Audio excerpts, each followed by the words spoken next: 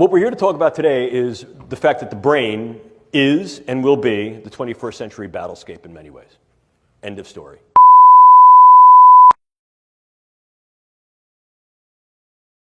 You will encounter some form of neurocognitive science that has been weaponized not only in your military career, but in your personal and professional lives. It is valid, valuable, and already in operational play. The brain is the current and future battle space. What's new about this is the in-close nature of this. Increasingly, we're not seeing these things as weapons of mass destruction against gross aspects of the population. More specifically, perhaps, might be targeting individuals on a level that allows either direct attribution or covert engagement with non-attribution. If we talk about what brain science is, let me just give you a little bit of brief background on this field that is now called neuroscience. As a titular field, as a named field, neuroscience has only been in existence for 40 years. I know that because I've been a neuroscientist for about 38 of those 40 years.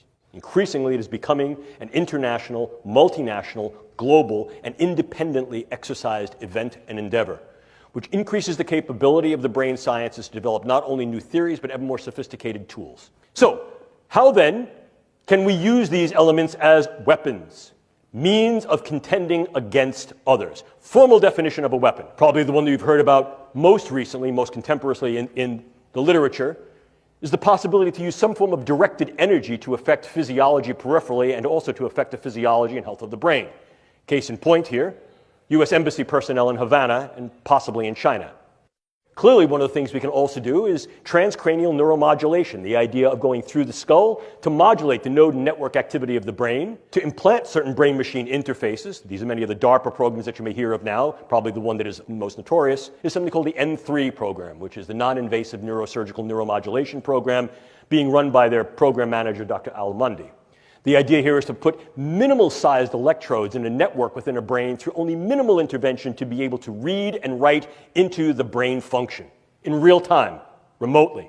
And then, of course, you also have the things that are a little bit more traditional. If we talk about things that can be operable in the biochemical space, we ordinarily talk about drugs, bugs, toxins, and ever more, we're considering devices. I can disrupt an individual from the level of their cell to their system, and disrupt individuals on a variety of levels, from individuals all the way up to the social fabric. Target a specific individual, change or eliminate that individual with very little attribution and trace, and be able to leave prior to any attribution. Drugs can be exceedingly specific, and as I'll show you in a moment, can be very, very much used to individualize weaponology in terms of what we call precision pathology or precision effect. And by affecting the way that brain is built and the way it functions, influence in ways that are kinetic and non-kinetic. The attitudes, beliefs, thoughts, emotions, activities. Look at the power that understanding tools and techniques of the brain sciences afford. We also see the use of biodata as a viable weapon. Manipulating biodata so that I can then put into your particular medical records subtle information that may change the disposition of whether you're sick or not, change how you're treated, influence the postures that go to you in terms of insurance, care, viability for military service. By altering that information, by changing those data, by purloining those data, I essentially change the you of you. And I can do that in very subtle and insidious ways.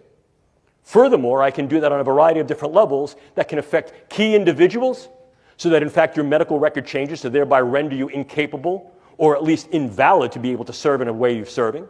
Or I can do that on a much larger scale, groups, populations.